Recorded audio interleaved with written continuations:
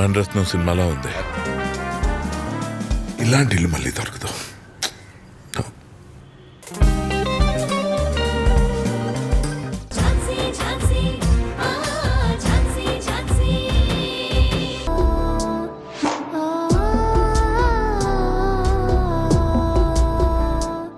అక్క నువ్వు కూడా తినక్క.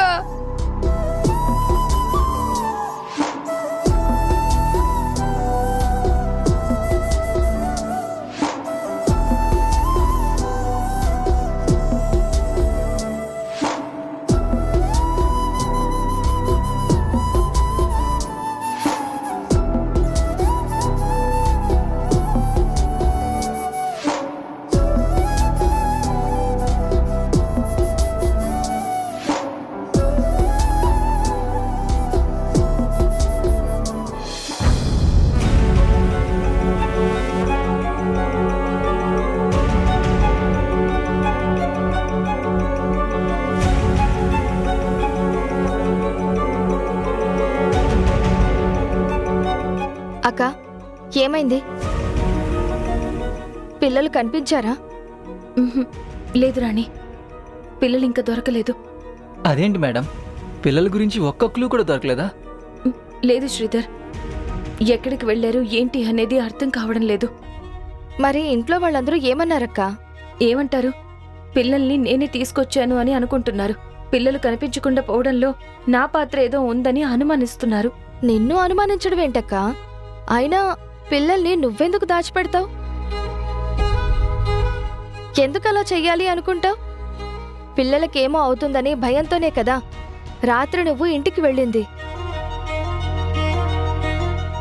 కానీ పిల్లల్ని కలవకుండానే వచ్చేసావు కదా. అయినా మనం మంచి కోసం వెళ్ళినా ఎప్పుడు వాళ్ళు నిన్నే అనుమానిస్తారు, నీ మీదనే నిందలు వేస్తారు. నేను రాత్రి ఆ ఇంటికి వెళ్లకుండా ఉండాల్సింది రాణి. నిజంగా నా వల్లే ఇదంతా జరిగిందేమో అనిపిస్తుంది. పిల్లలు ఏమయ్యారో అర్థం కావడం లేదు. అదేంటి మేడం, మీరు పిల్లలకి ఏం జరుగుతుందో అన్న భయంతోనే కదా రాత్రి పిల్లల్ని కలవడానికి ఇంటికి వెళ్ళారు.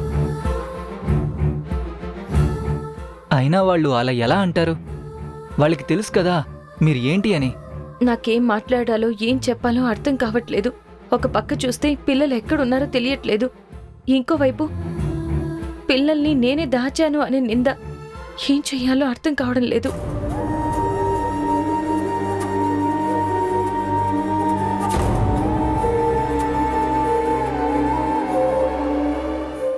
ఝాన్సీ, ఏంటి గౌతమ్ గారు, మీరెందుకు వచ్చారు? జరిగిన దానికి సారీ చెప్పాలి ఝాన్సీ. I'm sorry. మీరెందుకు సారీ చెప్తున్నారు గౌతమ్ గారు? ఆ టైంలో రావడం తప్పో ఒప్పో నాకు తెలీదు. నాకెందుకో పిల్లలు క్షేమంగా ఉన్నారా లేరా అని తెలుసుకోవాలనిపించింది. నా మనసు ఎందుకో కీడు శంకించింది. అందుకే ఆ టైం అయినా కానీ ఒక్కసారైనా పిల్లల్ని చూసి వచ్చేద్దామని వచ్చాను. నిజంగా నేను పిల్లలు ఎలా ఉన్నారు అని చూసి వెళ్దామని వచ్చాను. నాకు తెలుసు ఝాన్సీ, నువ్వు అలాంటి పని ఎప్పుడు చేయవు, ఏ తప్పు చేయవు. కానీ నాకు అర్థం కాని విషయం ఏంటంటే, అసలు పిల్లలు ఎక్కడున్నారు? వాళ్ళని ఎవరు తీసుకెళ్లారు? రాత్రికి రాత్రి ఏం జరిగింది? నీకెవరి మీదైనా అనుమానంగా ఉందా? అనుమానం ఎవరి మీద ఉంటుంది గౌతమ్ గారు? పిల్లల్ని తీసుకెళ్లాల్సిన అవసరం ఎవరికి ఉంటుంది? చెప్పలేం. పిల్లలు కనిపించకుండా పోవడానికి ఇక్కడ రెండు ఆప్షన్స్. ఒకటి, పిల్లలు వాళ్ళంతట వాళ్ళు ఇల్లు వదిలిపెట్టి వెళ్ళిపోవడం.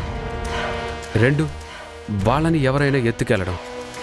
పిల్లలు ఏమయ్యారని మనం కనిపెట్టాలంటే నీకెవరి మీదైనా అనుమానం ఉంటే చెప్పి తీరాలి. బాగా గుర్తు చేసుకొని ఆలోచించి చెప్పు. నిన్న ఫోటోకి ఆ బాల్ విసిరి కొట్టి పడిపోయేలా చేసింది నేనే.